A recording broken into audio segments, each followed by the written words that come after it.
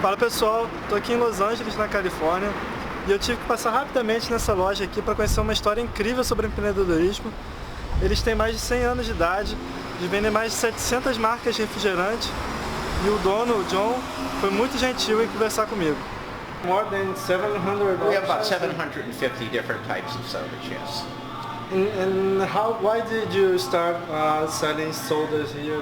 Well, the Pepsi-Cola salesman came in, and he said, I'm going to give you the best buy you're ever going to get on a pallet of Pepsi-Cola cans. And I looked at him and I said, well, how much profit am I going to make on those 100 cases? And he said, $30. And I said, well, thank you, but no thank you. I'm sending my customers down the street to the supermarket because they're on sale for $1.99 a 12-pack. That's cheaper than what I can buy them for, so why do I want to sell them? And he said, you can't do that. Pepsi-Cola is a demand item. And I said, well, it's maybe a demand item, but what good does it do for the people to buy them from me? Because they can buy them cheaper somewhere else. And he said, you can't do that. And I said, well, watch. So I sent the customers down the street, and he turned around and walked out, shaking his head. So I went out and started looking for sodas. I found 25 little brands of sodas just in an instant, really simple. Put them on the shelf, and just kept adding to it. And this man walks by and he says, what are you doing with all those old brands that don't sell anymore? So when I got to 250, it's where you're finding them. And I just kept adding them, you know, and getting more and more in here. Finally, you'd say we have 750. But we deal with is all little business. There's no big corporate business in here. If it doesn't get touched by an individual, a small person, we don't carry it. It has to be touched by a small person. And how long have you been here? How long have I been here? Yeah. Since the day we opened in 55. Oh. We've been here a while. Oh no, my father, he just shook his head. I'll show you a newspaper article that's up in the front where he says, you need more tomatoes and spaghetti in here. Yeah, he took a look at the candy section when we were putting that in there. He just shook his head. He says, no, you need some carduni in here. You know, every day is a different day. There's no 2 days that are the same, and that becomes pretty important. You never, you know, I told my father when I graduated from college, I just said, you know, Pop, he said, I guess you're going to go to work for one of those big companies. And I said, you know, I don't want to do that. I'd rather work here. And he looked at me and he says, well, you know, you're just going to make a living. Go to work for a big company. And I said, I don't want to do that because they're going to stick me in a little cubby hole somewhere and I'll be there for the rest of my life, 30 or 40 years, and I'll be unhappy. And when I walk in here, there's always something different going on. Every day is different. These came, I got a call, and he says, hi, my name's Illy, and I'm from Romania, and you've got to carry my sodas. We still know how to press the rose petals. And my first thought was, oh no, perfume. I'm going to send you samples, you'll see. So I tasted them. I go, oh my goodness, the American population has never been exposed to anything like that. This is absolutely delicious.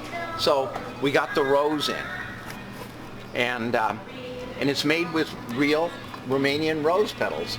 And then he didn't. I asked him to do the lavender. He goes, no, I don't want to do the lavender. All lavender tastes like soap. And I said, Illy, lavender will sell. So he calls me back 2 days later. He says, John, I nailed the flavor. The secret is using Bulgarian lavender. Don't use domestic. Domestic tastes like soap. So we got that in. I said, what else you make, Illy? Oh, I make a cucumber soda, but nobody will give me a chance. So I tasted it, and I thought it was just great. So for 5 years, we were the only ones in the United States that had a cucumber soda, this one. And they entered it in the Soda of the Year contest, and they won. Runner-up was Coca-Cola Sprite Green. This one right here is a mint soda, and again, I didn't have any mint sodas here, and I get a call from a lady, and she says, I'm looking for a mint soda for my Kentucky Derby party. And I said, I'm sorry, I don't have any. And she says, well, I know where to get them. They're all over Pittsburgh. You can get mint sodas all over Pittsburgh. So a few weeks later, I get a call from Paul Bowser, and he says, there's some lady out in your neck of the woods, and she wanted to buy a couple of cases of my mint soda, but I don't sell cases, I sell pellets. And she said, maybe you and we can do some business together. And I said, oh, okay, I'll send you some samples. So he sent some samples. Oh my goodness, I like mint. And it was just delicious. So I even took a trip back there to visit with him for a few days. And he opens up his desk drawer and he pulls out all these testimonials from people. And these were people that were on chemotherapy, and they were thanking him for making the mint julep because they didn't have to take any medication. All they had to drink is one of these mint sodas and it would settle their stomach. That was really, really nice. If you can't find it, you can make it. And basically, it's a soda fountain. All you have to do is take the bottle, fill it with water to here, carbonated water, and then 8 to 9 pumps will take you up to mid-neck.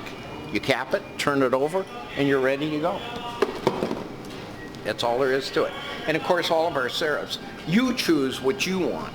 Nobody makes it for you. You decide what you want.